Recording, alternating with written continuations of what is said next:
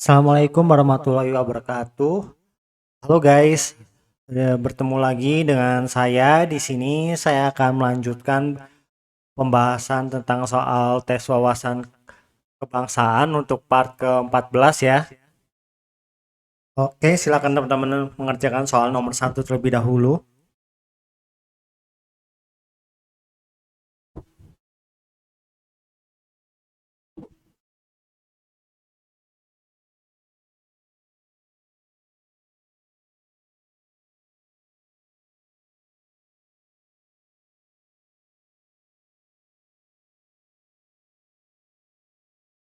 Pemerintah telah mengeluarkan berbagai kebijakan untuk melindungi infrastruktur digital negara. Namun, peran warga negara dalam menjaga keamanan cyber juga sangat penting. Setiap orang diharapkan untuk lebih waspada dalam menjaga keamanan data pribadinya, serta turut aktif dalam menjaga keamanan digital nasional. Dalam konteks ini, tindakan apa yang paling mencerminkan sikap bela negara untuk menghadapi ancaman cyber? Ini jawabannya B ya, berpartisipasi dalam komunitas keamanan cyber yang aktif di tingkat nasional. Partisipasi dalam komunitas keamanan cyber yang aktif di tingkat nasional mencerminkan sikap bela negara karena menunjukkan keterlibatan dalam menjaga dan melindungi keamanan digital secara kolektif. Ini bukan hanya melindungi diri sendiri, tetapi juga berkontribusi pada keamanan nasional. Kalau yang A, ini tindakan positif, tetapi lebih berfokus pada pengembangan teknologi untuk diri sendiri atau perusahaan, bukan tindakan kolektif yang secara langsung berkontribusi pada keamanan nasional. Kalau yang C, meskipun penting, ini masalah dalam lingkup kecil, yaitu lingkungan pribadi, dan tidak sebesar partisipasi di tingkat nasional yang lebih luas. Kalau yang D, mengikuti seminar adalah langkah bagus untuk menambah pengetahuan, tetapi ini lebih pasif dan tidak langsung terlibat dalam aksi nyata seperti opsi B. Kalau yang E, melaporkan insiden cyber adalah kewajiban yang penting, namun hanya responsif terhadap kejadian tertentu. Partisipasi dalam komunitas keamanan cyber menunjukkan upaya yang lebih proaktif. Oke, lanjut nomor 2.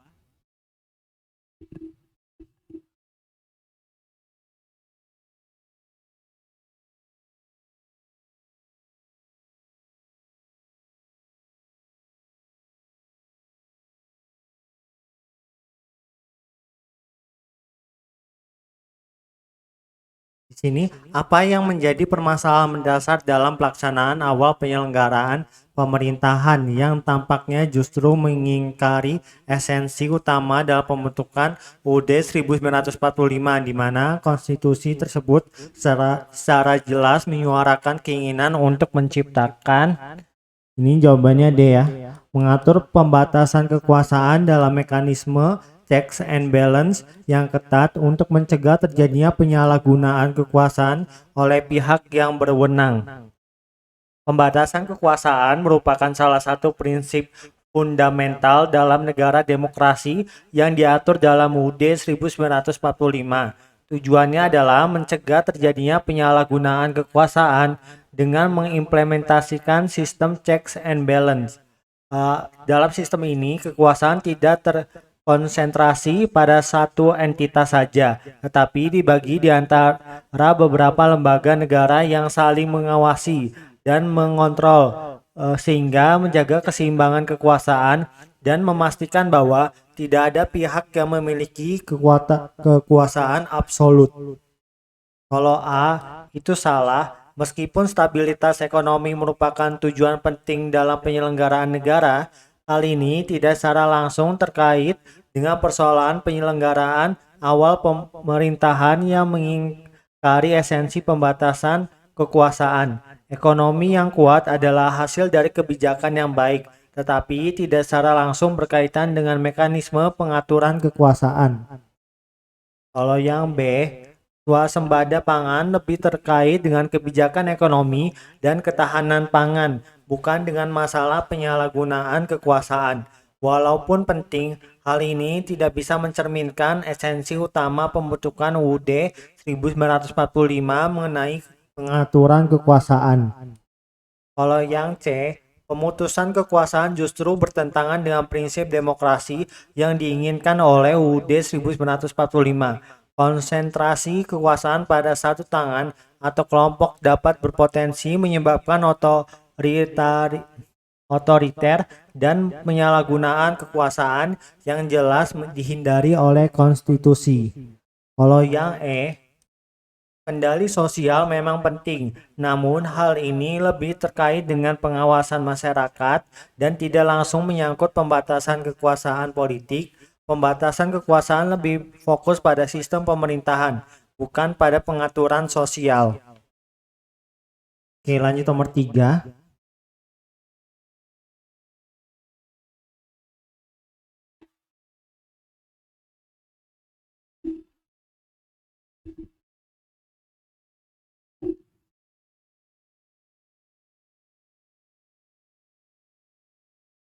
Di era digital yang penuh dengan arus informasi, penyebaran hoaks atau informasi palsu memiliki potensi besar untuk memicu perpecahan dan mengancam kesatuan bangsa.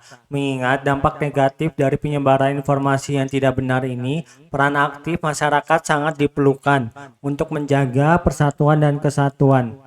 Bagaimana langkah yang dapat diambil oleh masyarakat untuk berperan dalam memelihara persatuan, terutama di tengah maraknya informasi yang tidak selalu dapat dipercaya? Ini jawabannya adalah A. Mendorong pemahaman tentang literasi digital dan pentingnya verifikasi informasi bersama. Literasi digital sangat penting di era modern ini, di mana masyarakat perlu memiliki kemampuan untuk membedakan informasi yang valid dan hoax.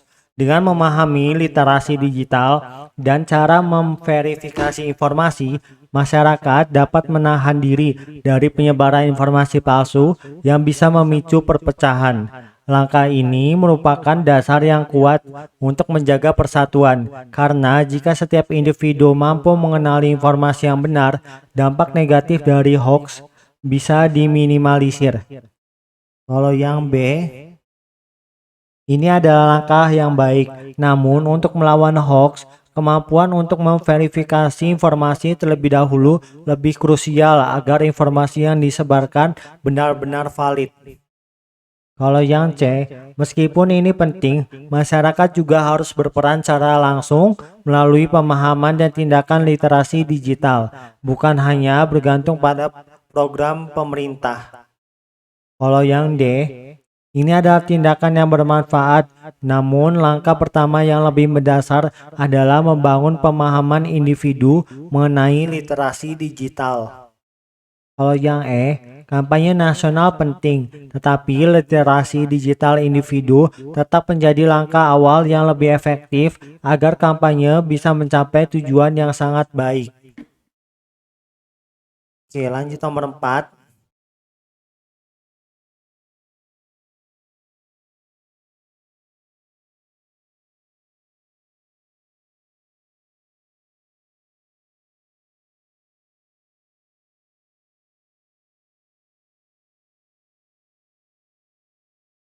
Setelah Jepang menyerah kepada Sekutu pada 15 Agustus 1945, Indonesia memproklamasikan kemerdekaannya 2 hari kemudian. Namun, ketegangan muncul antara Indonesia dan Belanda terkait pengakuan kemerdekaan Indonesia yang kemudian menjadi latar belakang terjadinya Perjanjian Linggarjati. Perjanjian ini bertujuan untuk menyelesaikan perselisihan terkait status Indonesia pasca kemerdekaan. Bukti nyata dari keberadaan dan dampak perjanjian tersebut terhadap kedaulatan Negara Kesatuan Republik Indonesia atau NKRI terlihat dalam, ini jawabannya B ya, pengakuan Belanda secara de facto atas negara Republik Indonesia yang meliputi Sumatera, Jawa, dan Madura.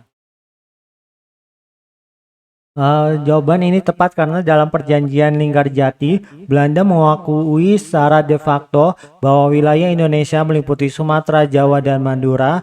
Pengakuan ini merupakan hasil utama dari perjanjian tersebut, meskipun pengakuan tersebut hanya berlaku secara de facto atau sementara, dan masih ada ketegangan terkait status politik Indonesia pada saat itu. Kalau yang A, Ini keliru karena pada perjanjian Linggarjati wilayah yang diakui adalah Sumatera, Jawa, dan Madura. Bukan hanya wilayah Indonesia menjadi semakin sempit. Justru perjanjian ini menandai pengakuan pertama atas sebagian wilayah Indonesia oleh Belanda.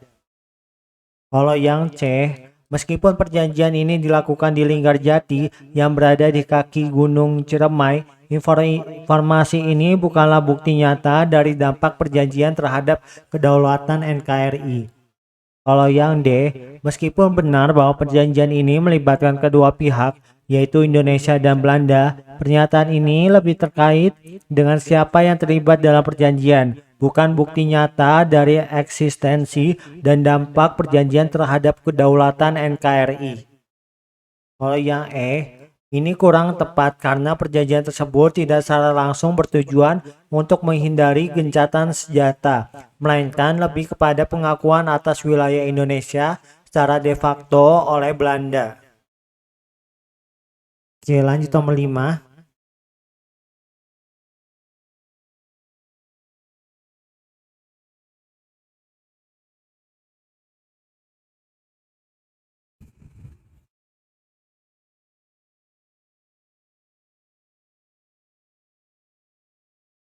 Dalam menghadapi tantangan global yang semakin kompleks, termasuk ancaman krisis pangan yang mengancam stabilitas nasional, upaya menjaga ketahanan pangan nasional menjadi sangat penting. Ketahanan pangan tidak hanya menjadi isu ekonomi tetapi juga berkaitan erat dengan keamanan nasional. Di tengah ancaman krisis global seperti perubahan iklim, konflik internasional, dan gangguan rantai pasok, setiap warga negara diharapkan turut berkontribusi dalam menjaga ketahanan pangan. Tindakan bela negara yang paling efektif di bidang ini mencakup berbagai langkah nyata yang dapat dilakukan untuk memastikan ketersediaan pangan yang cukup merata dan berkelanjutan. Oleh karena itu, dalam konteks mempertahankan stabilitas dan kemandirian bangsa, tindakan bela negara yang paling efektif dalam menjaga ketahanan pangan nasional adalah ini B ya. Mengembangkan teknologi pertanian modern yang dapat meningkatkan hasil panen secara berkelanjutan. Mengembangkan teknologi adalah langkah yang paling efektif dalam menghadapi ancaman krisis pangan global. Teknologi ini dapat meningkatkan efisiensi produksi, mengurangi ketergantungan pada sumber daya alam yang terbatas, dan membantu menghadapi tantangan seperti perubahan iklim. Dengan teknologi yang tepat, pertanian bisa lebih berkelanjutan, menghasilkan lebih banyak pangan dengan input yang lebih sedikit, serta meminimalisir dampak negatif terhadap lingkungan. Kalau yang A, meskipun penting, peningkatan produksi lokal tetap tanpa adanya inovasi teknologi modern mungkin tidak cukup dalam menghadapi tantangan besar seperti perubahan iklim atau penurunan kualitas tanah. Teknologi sangat diperlukan untuk menjaga keberlanjutan jangka panjang. Kalau yang C, kerjasama antar wilayah penting untuk distribusi yang merata, tetapi ini adalah langkah sekunder. Pertama-tama, kita perlu memastikan produksi pangan yang memadai sebelum memikirkan distribusi. Kalau yang D, penyediaan lahan baru dapat membantu peningkatan produksi, namun bukan solusi jangka panjang karena lahan pertanian yang semakin terbatas dan masalah lingkungan. Solusi yang lebih baik adalah memaksimalkan hasil di lahan yang sudah ada dengan teknologi modern.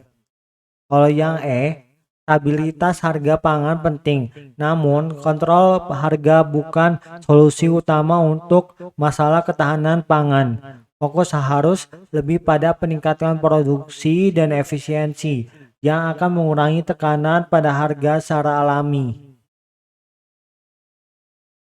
Oke, lanjut nomor 6.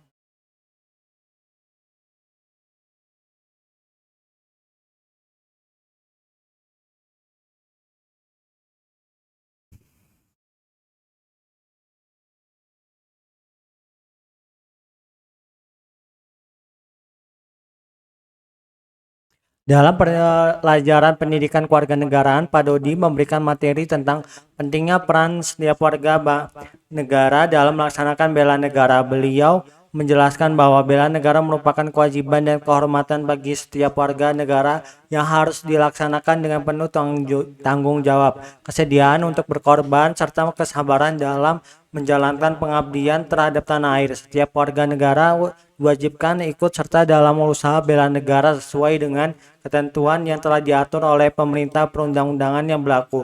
Pak Dodi juga mau menjelaskan bahwa terdapat beberapa indikator yang dapat menunjukkan nilai dasar dan kemampuan awal dalam bela negara yang meliputi rasa cinta tanah air, kesadaran bangsa dan bernegara, serta kemampuan berperan aktif dalam menjaga kedaulatan negara. Dari berbagai indikator yang dijelaskan, terdapat satu yang bukan termasuk dalam indikator nilai dasar kemampuan awal bela negara. Yang berikut ini yang bukan termasuk indikator dari nilai dasar kemampuan awal bela negara adalah ini C ya. Menjadikan Pancasila sebagai pemersatu bangsa dan negara. Meskipun Pancasila berperan penting sebagai dasar negara dan pemersatu bangsa, indikator ini lebih berkaitan dengan peran ideologi negara daripada kemampuan awal dalam konteks bela negara. Indikator kemampuan awal bela negara lebih menekankan pada sikap dan keterampilan langsung diperlukan oleh warga negara dalam upaya bela negara. Kalau yang A, itu bukan. Ulet dan pantang menyerah adalah sifat yang sangat dibutuhkan dalam bela negara. Warga negara harus mampu menghadapi tantangan dan rintangan dengan tekad kuat demi menjaga keutuhan negara. Kalau yang B, itu keterampilan fisik maupun mental dalam melaksanakan tugas bela negara adalah hal mendasar. Ini bisa mencakup keterampilan teknis, strategi, atau kemampuan fisik yang mendukung pertahanan negara. Kalau yang D,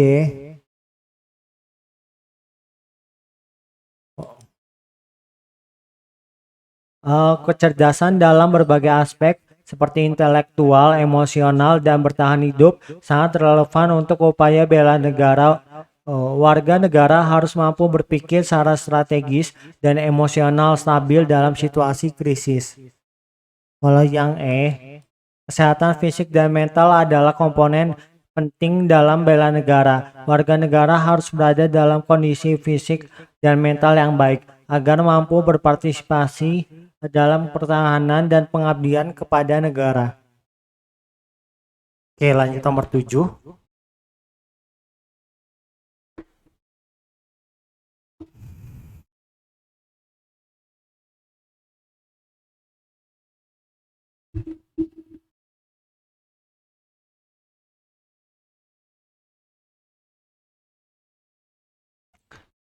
Di sebuah kelas pelajaran pendidikan Pancasila dan kewarganegaraan, Bu Lina sedang menjelaskan tentang semboyan Bhinneka Tunggal Ika kepada para siswanya.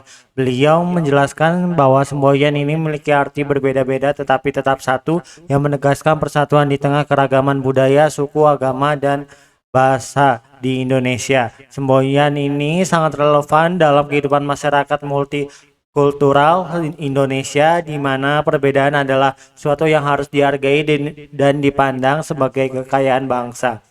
Bu Lina juga menekankan pentingnya semboyan ini dalam menciptakan kerukunan dan toleransi antar masyarakat di Indonesia. Berikut ini adalah salah satu fungsi dari semboyan Bhinneka Tunggal Ika dalam kehidupan masyarakat multikultural Indonesia, yaitu A ya jawabannya, menghambat konflik-konflik akibat kepentingan pribadi atau kelompok. Semboyan ini berfungsi untuk menegaskan pentingnya persatuan di tengah keragaman sehingga dapat mengurangi potensi konflik yang mungkin timbul akibat perbedaan kepentingan pribadi atau kelompok. Dalam konteks masyarakat multikultural Indonesia, semboyan ini mendorong sikap toleransi, menghargai perbedaan, dan menjaga kerukunan yang pada akhirnya membantu mencegah untuk mengurangi konflik di masyarakat. Kalau yang B, meskipun semboyan Bhinneka Tunggal Ika memperlihatkan kekuatan persatuan bangsa Indonesia fungsinya lebih fokus pada menciptakan kesatuan dalam negeri daripada simbol kebesaran bangsa di dunia internasional. Fungsinya lebih berkaitan dengan menjaga keutuhan dan kerukunan di antara masyarakat Indonesia yang beragam. Kalau yang C, semboyan ini lebih berfokus pada aspek sosial dan budaya, yaitu menjaga persatuan di tengah perbedaan daripada menjadi acuan khusus untuk kemajuan dalam bidang iptek. Aspek kemajuan iptek biasanya didorong oleh visi pembangunan nasional dan kebijakan pendidikan. Kalau yang D, meskipun Bhinneka Tunggal Ika mendukung persatuan dan integritas nasional, fokus utamanya adalah pada kerukunan sosial dan budaya di tengah perbedaan, bukan semata-mata untuk membangun nasionalisme politik yang kuat. Nasionalisme politik lebih dipengaruhi oleh aspek-aspek politik dan kepemimpinan. Kalau yang E, semboyan ini mengakui dan menghargai keberagaman tanpa menuntut asimilasi atau penggabungan budaya. Tujuan utamanya adalah menjaga keragaman budaya tetap hidup berdampingan secara harmonis, bukan menghilangkan atau menggabungkan dalam satu budaya nasional tunggal. Oke, lanjut nomor 8.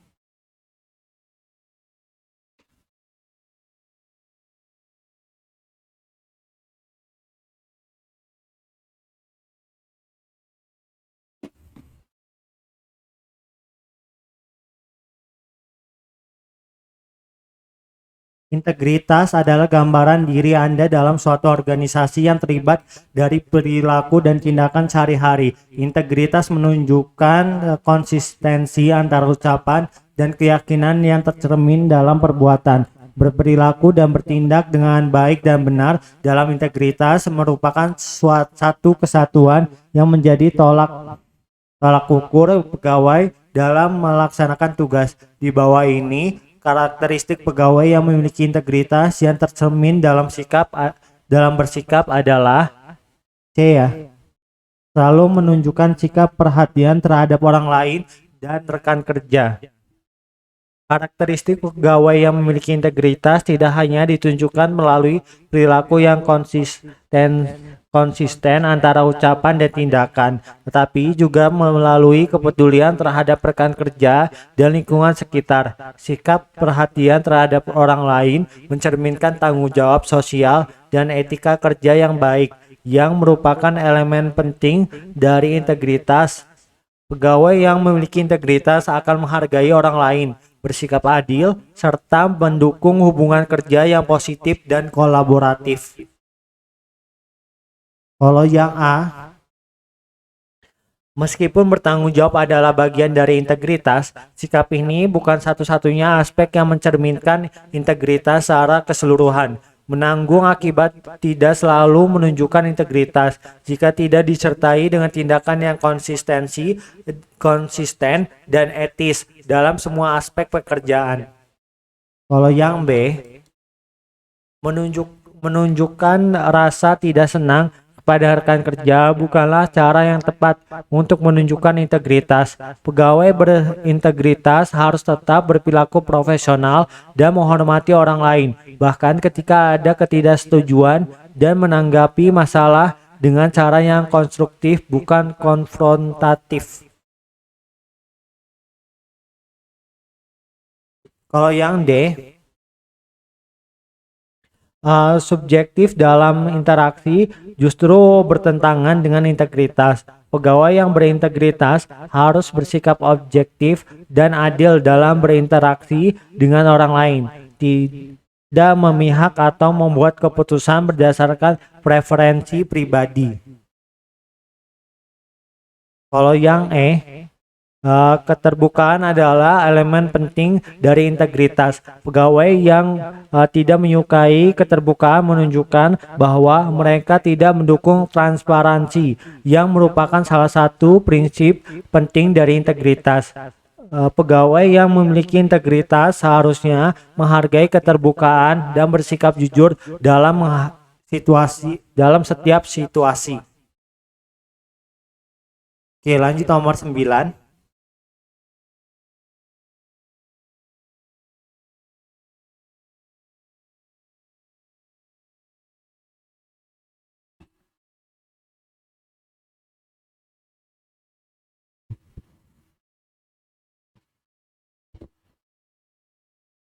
Sikap nasionalisme seringkali diartikan sebagai bentuk cinta dan loyalitas terhadap tanah air sendiri yang diwujudkan melalui berbagai tindakan yang mendukung keutuhan dan kemajuan negara. Dalam konteks ini, nasionalisme memiliki beberapa tujuan penting yang berkaitan dengan kepentingan bersama, baik dalam menjaga persatuan bangsa, kedaulatan negara, maupun memupuk rasa bangga terhadap identitas nasional. Dengan mempertimbangkan berbagai tujuan yang dimiliki oleh nasionalisme tersebut, manakah di antara pilihan berikut yang tidak termasuk dalam tujuan dari sikap nasionalisme?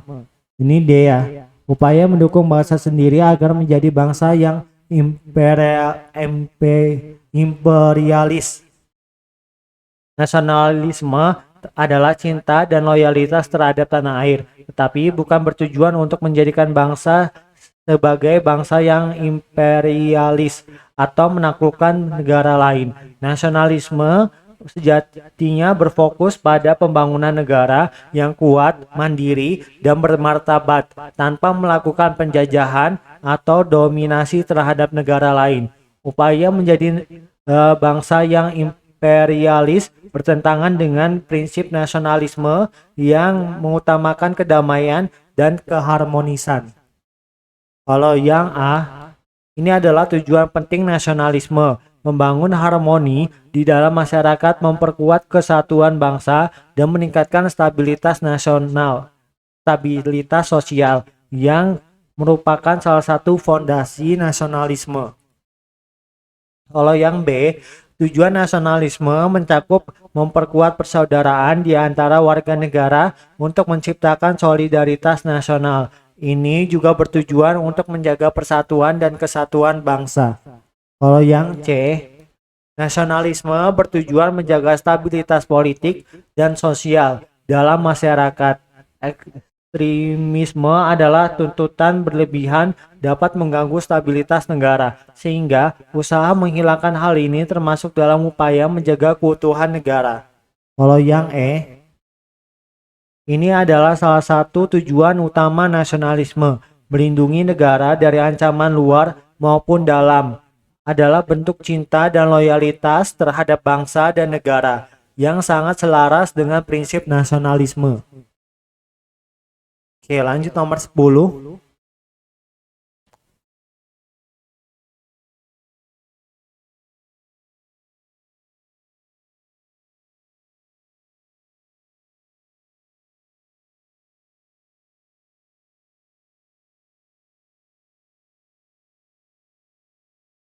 Bela negara adalah sebuah konsep yang disusun oleh perangkat perundangan tentang patriotisme seseorang, suatu kelompok atau seluruh komponen dari suatu negara dalam kepentingan mempertahankan eksistensi negara. Secara fisik, hal ini dapat diartikan sebagai usaha pertahanan menghadapi serangan fisik atau agresi dari pihak yang mengancam keberagaman negara, keberadaan negara. Sedangkan secara non-fisik, konsep ini diartikan sebagai ini ya, upaya untuk serta berperan aktif dalam memajukan bangsa dan negara, baik melalui pendidikan, moral, sosial, maupun peningkatan kesejahteraan rakyat. Bela negara dalam konteks non-fisik tidak hanya merujuk pada aspek pertahanan militer, tetapi juga mencakup peran aktif warga negara dalam memajukan berbagai sektor kehidupan yang berkontribusi terhadap ketahanan nasional. Hal ini melibatkan aspek seperti pendidikan, moral, sosial, kesejahteraan rakyat yang semuanya mendukung eksistensi negara secara holistik.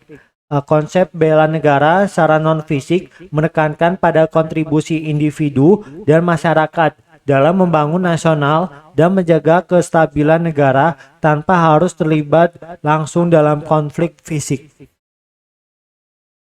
Kalau yang A, pernyataan ini hanya berfokus pada aspek fisik, yaitu usaha pertahanan dalam menghadapi serangan atau agresi. Meskipun benar, dalam konteks fisik, ini tidak relevan dengan konsep non-fisik yang diminta dalam soal. Kalau yang B, menjaga perdamaian dalam negeri dan luar negeri memang penting, namun ini lebih merupakan bagian dari kebijakan politik luar negeri Indonesia yang bebas aktif, bukan penjabaran dari konsep bela negara secara non-fisik.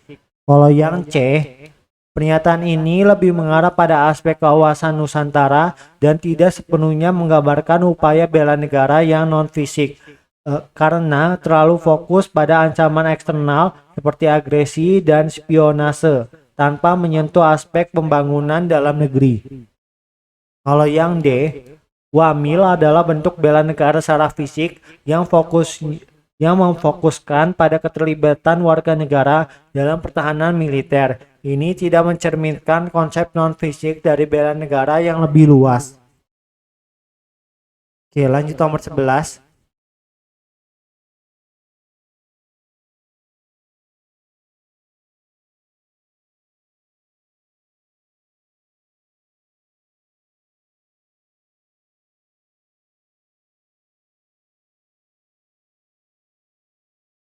Masyarakat suku Banjar dikenal dengan penggunaan alat-alat tradisional dalam aktivitas menangkap ikan yang sebagian besar masih sederhana dan diwariskan secara turun-temurun. Kepercayaan bahwa alat-alat tersebut dapat menjaga kelestarian lingkungan ekosistem air menjadi salah satu alasan mengapa masyarakat tetap mempertahankan metode tradisional ini. Dengan mempertahankan penggunaan alat tradisional, masyarakat suku Banjar berusaha untuk menjaga keseimbangan ekosistem dan melestarikan tradisi mereka. Berdasarkan ilustrasi tersebut, faktor penghambat perubahan sosial di kalangan masyarakat suku Banjar berkaitan dengan apa?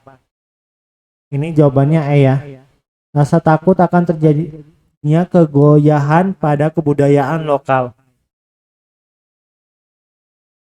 Rasa takut akan terjadinya kegoyahan adalah faktor penghambat perubahan sosial yang signifikan di kalangan masyarakat suku Banjar. Masyarakat suku Banjar mempertahankan alat-alat tradisional dalam menangkap ikan karena mereka percaya bahwa alat tersebut menjaga kelestarian lingkungan dan melestarikan tradisi mereka. Ketakutan bahwa perubahan atau modernisasi dapat merusak nilai-nilai budaya dan kebiasaan lokal mendorong mereka untuk tetap menggunakan metode tradisional dan menjaga warisan budaya mereka. Ini mencerminkan kekhawatiran bahwa perubahan dapat mengancam identitas budaya dan tradisi yang telah lama ada.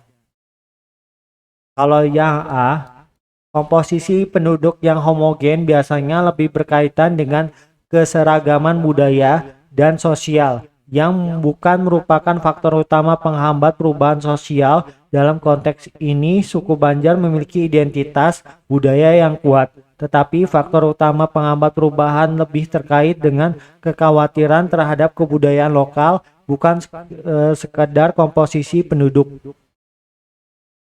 Kalau yang B, kurangnya kontak dengan masyarakat lain dapat membatasi paparan terhadap ide-ide baru. Tetapi dalam kasus suku Banjar, alasan utama untuk mempertahankan alat tradisional lebih terkait dengan kepercayaan dan pelestarian budaya daripada kurangnya interaksi dengan masyarakat luar. Kalau yang C, perkembangan ilmu pengetahuan yang terlambat tidak secara langsung menjelaskan mengapa masyarakat suku Banjar terus menggunakan alat tradisional. Alasan mereka lebih berkaitan dengan nilai-nilai budaya dan kepercayaan terhadap pelestarian lingkungan serta tradisi, bukan semata-mata masalah perkembangan ilmu pengetahuan. Kalau yang D, sistem lapisan sosial yang tertutup mungkin mempengaruhi dinamika sosial, tetapi dalam konteks ini, faktor utama yang menghambat perubahan sosial lebih berhubungan dengan kekhawatiran terhadap dampak pada kebudayaan lokal. Suku Banjar cenderung memelihara tradisi mereka untuk melindungi warisan budaya, bukan karena sistem sosial yang tertutup. Oke, lanjut nomor 12.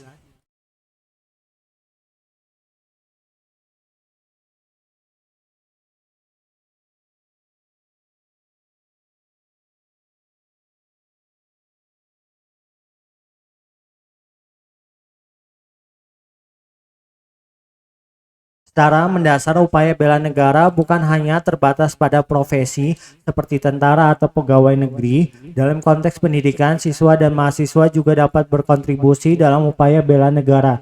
Mereka dapat berperan serta dalam berbagai bentuk kegiatan yang mendukung dan memperkuat nilai-nilai kebangsaan serta kepedulian terhadap negara. Apa saja bentuk sikap atau tindakan upaya bela negara yang dapat dilakukan oleh siswa di lingkungan pendidikan? Ini jawabannya adalah A. Mengikuti perlombaan olimpiade dengan sungguh-sungguh. Mengikuti perlombaan olimpiade baik dalam bidang akademik maupun non-akademik dengan sungguh-sungguh menunjukkan komitmen terhadap prestasi dan pengembangan diri. Sikap ini mencerminkan dedikasi dan tanggung jawab yang dapat berkontribusi pada kemajuan bangsa. Ketika siswa berprestasi di tingkat nasional atau internasional, mereka turut mengharumkan nama negara dan mencerminkan semangat bela negara melalui pencapaian akademik dan non-akademik mereka. Kalau yang B, meskipun membayar pajak tepat waktu adalah kewajiban warga negara, yang penting hal ini lebih berkaitan dengan tanggung jawab individu sebagai warga negara dewasa, bukan khusus untuk siswa. Siswa belum memiliki kewajiban membayar pajak secara langsung. Kalau yang C, menjalani kehidupan beragama dengan menjunjung tinggi toleransi adalah sikap yang sangat penting dalam membangun harmoni sosial dan merupakan bagian dari nilai-nilai kebangsaan. Namun, hal ini lebih terkait dengan nilai-nilai toleransi dan keberagaman daripada secara spesifik merupakan bentuk upaya bela negara dalam konteks pendidikan. Kalau yang D, melakukan perlawanan dalam keadaan darurat perang adalah bentuk upaya bela negara yang lebih relevan dengan militer atau situasi perang, dan bukan merupakan tindakan yang dilakukan oleh siswa di lingkungan pendidikan. Ini lebih berkaitan dengan peran tentara dan bukan dengan aktivitas siswa di sekolah. Kalau yang E, melakukan aksi demonstrasi dengan menggunakan gas air mata tidak sesuai dengan cara-cara damai dan sah dalam berkontribusi pada bela negara, terutama dalam konteks siswa. Demonstrasi yang melibatkan kekerasan atau tindakan yang melanggar hukum tidak merupakan bentuk upaya bela negara yang konstruktif di lingkungan pendidikan. Oke, lanjut nomor 13.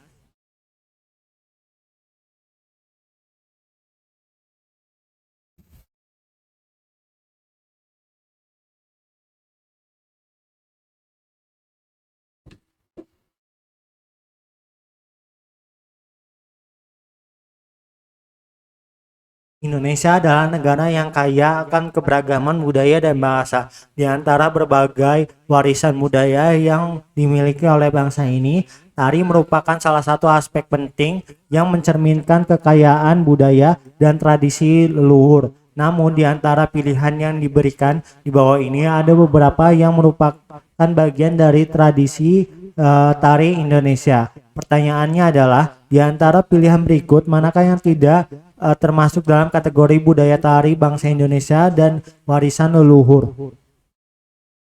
Ini jawabannya adalah B.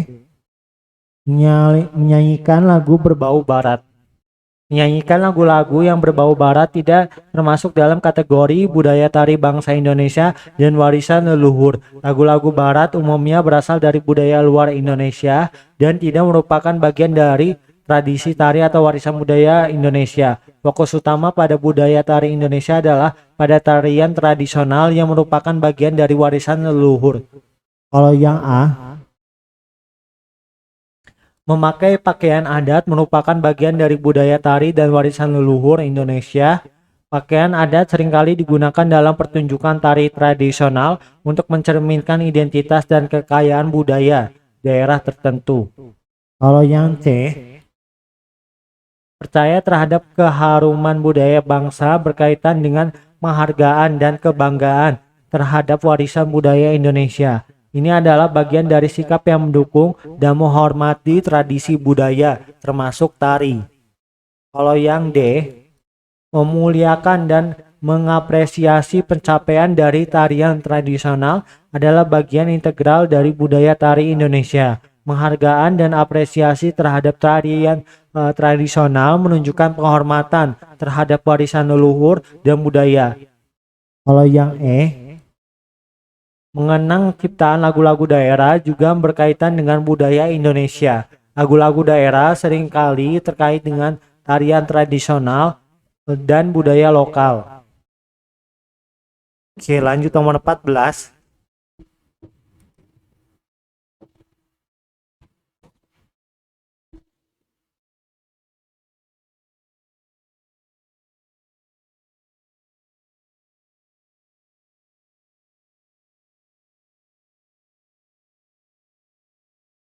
Penggunaan internet di Indonesia terus mengalami peningkatan dari tahun ke tahun, memberikan kemudahan luar biasa dalam komunikasi baik antara individu maupun kelompok tanpa terhalang oleh jarak. Meskipun demikian, penggunaan internet yang tidak bijak juga membawa dampak negatif seperti penyebaran paham radikalisme yang semakin mudah yang pada gilirannya dapat mengikis rasa nasionalisme di kalangan masyarakat.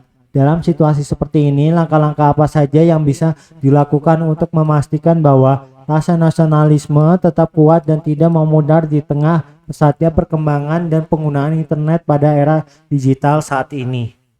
Ini B ya, membaca artikel online yang bertemakan sejarah perjuangan kemerdekaan.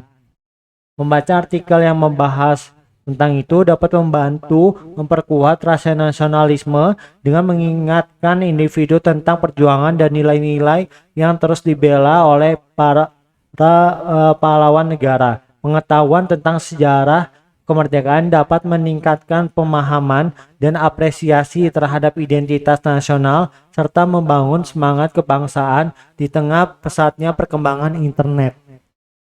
Kalau yang A, menggunakan media sosial untuk branding pribadi atau sosial tidak langsung berkaitan dengan upaya menjaga rasa nasionalisme. Meskipun branding dapat membantu citra positif, ia tidak secara langsung berkontribusi pada penguatan atau pelestarian rasa nasionalisme. Kalau yang C, membuat konten yang mendidik adalah langkah positif, tetapi tujuan utamanya harus lebih fokus pada pendidikan dan penyebaran nilai-nilai nasionalisme, bukan hanya untuk memanfaatkan AdSense atau keuntungan finansial. Meskipun konten yang mendidik bisa berkontribusi pada nasionalisme, opsi ini terlalu fokus pada aspek monetisasi.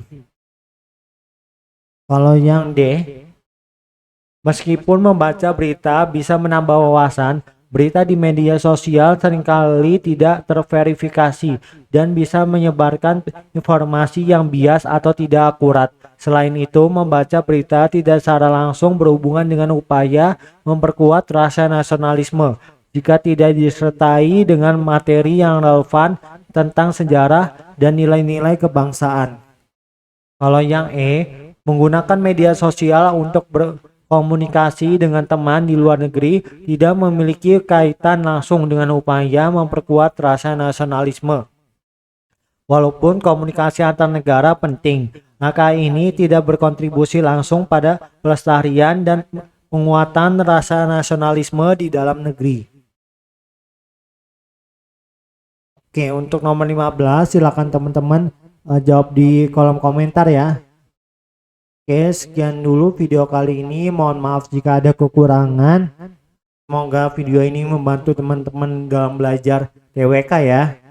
Oke, terima kasih.